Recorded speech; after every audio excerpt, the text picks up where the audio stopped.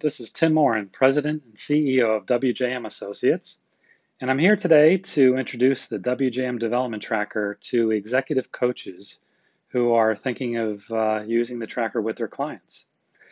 So I'll give a quick intro to what the app does and also how to get your coaching clients up and running with it. The Development Tracker is a super simple app. It really just does two things.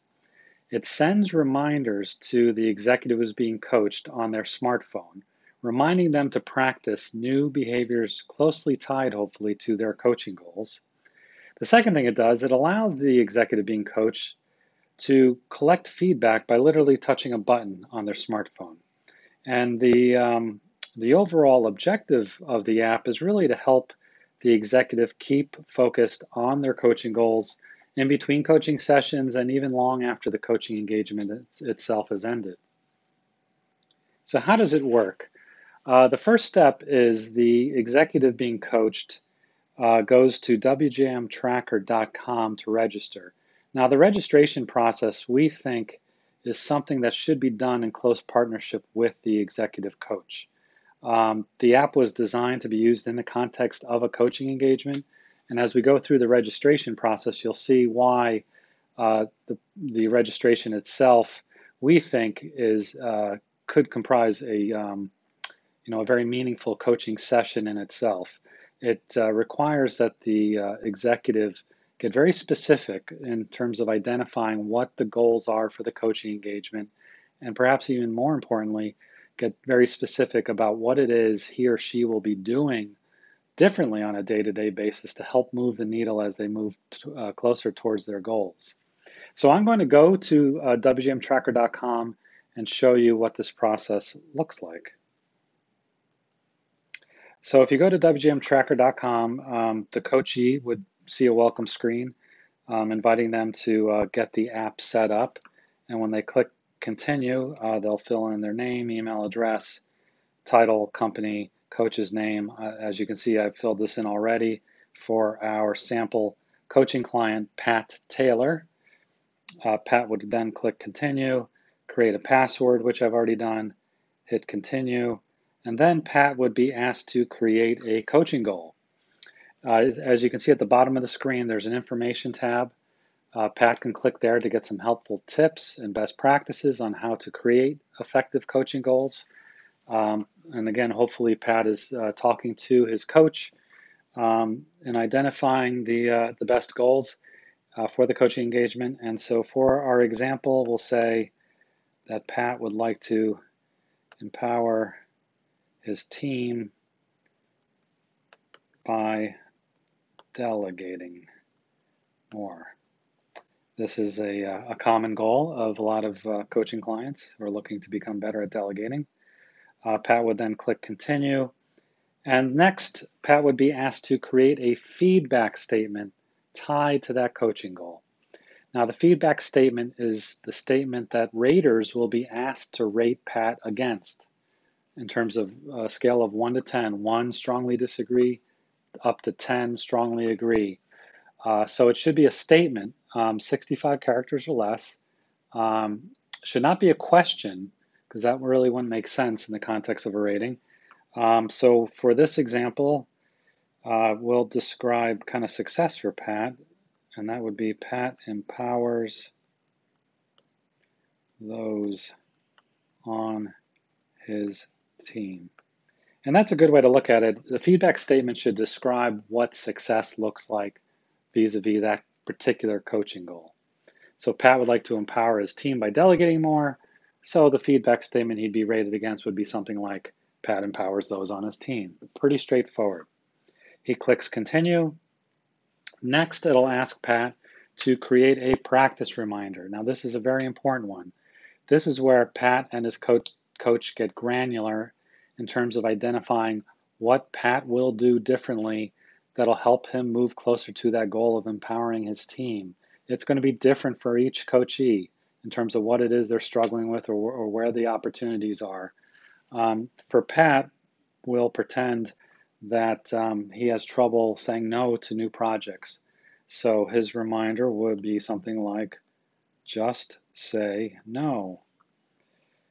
Now this really could be anything. It could be a sentence, it could be a question, it could be a single word, it could be an acronym. It may be something that only makes sense to Pat, but that's okay.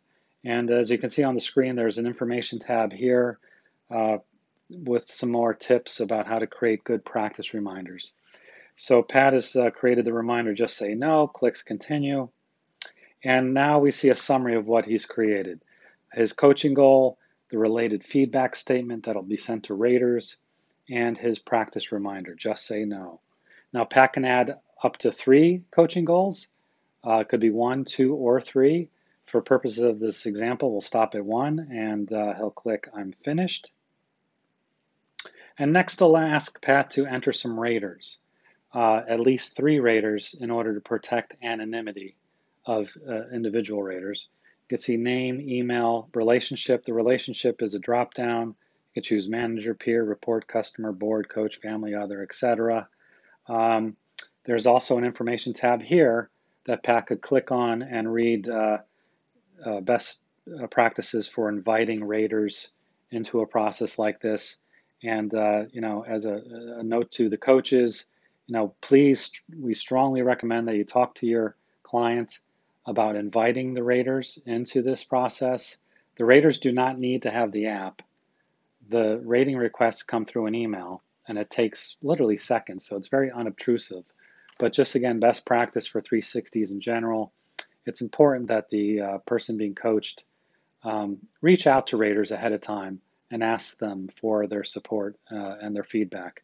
And under the information tab, there's even a sample email, invitational email that they can cut and paste to send out to their raters.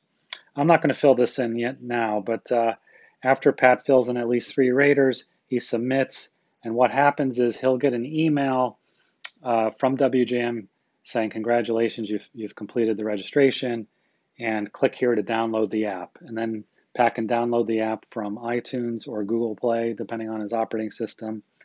And what he'll see when he, going back to my slides, after he opens the app on his phone, he will see the coaching goals that he created. In this screenshot, you see there's 3 goals. So he'll see the goals that he created at WJMtracker.com.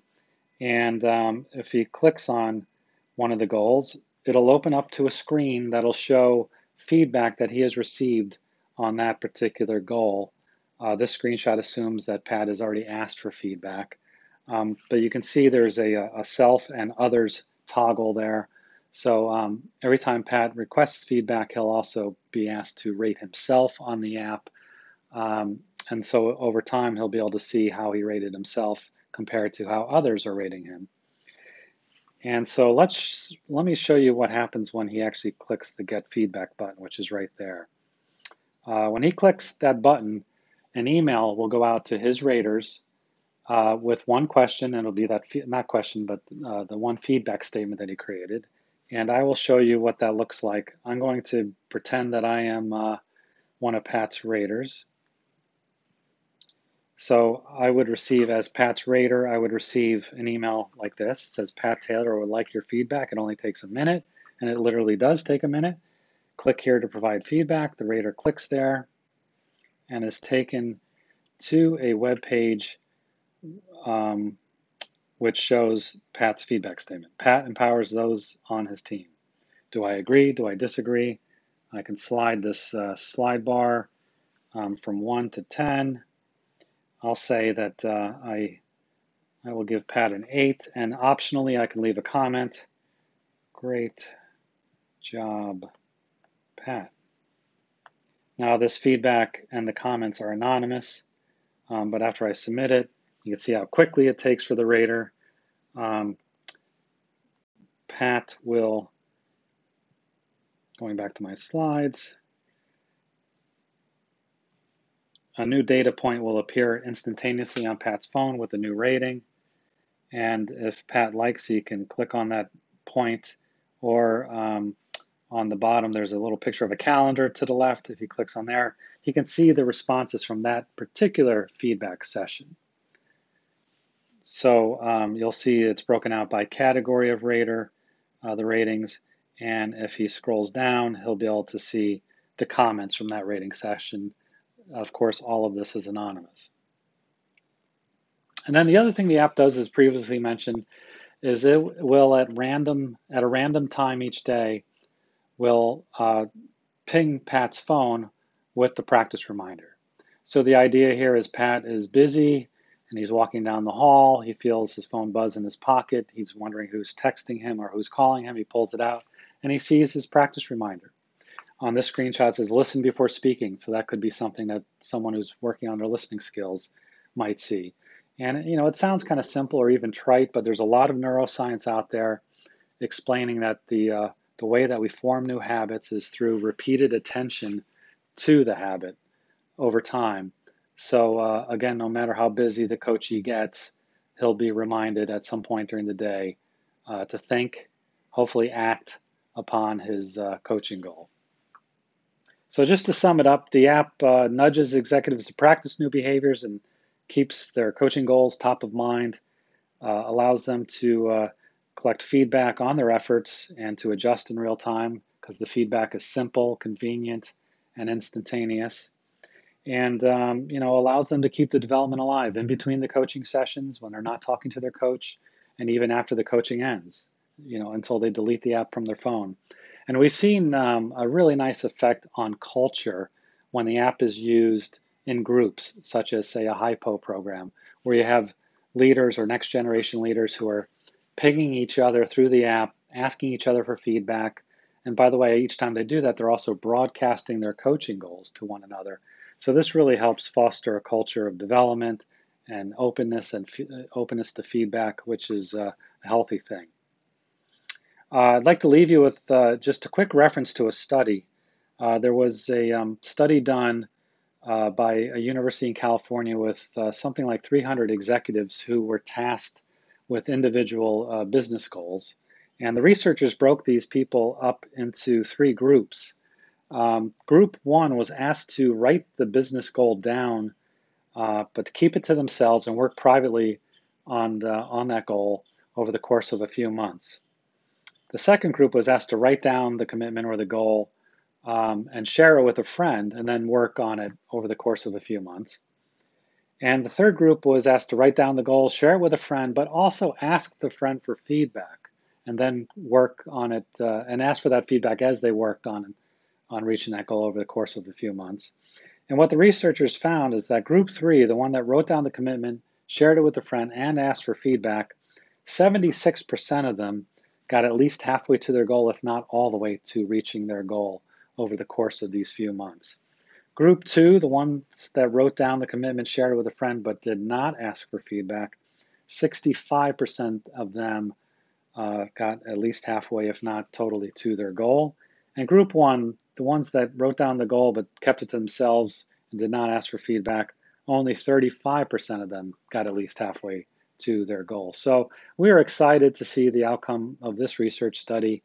We think it's very supportive of why we created this app.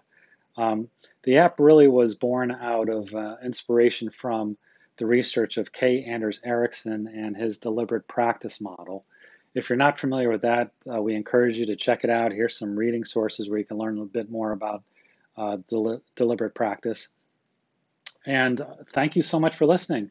And please reach out to us with your thoughts about the app, especially if you get a chance to use it with some of your clients. We'd love the feedback, and we're always looking to improve the app. So thanks again for listening.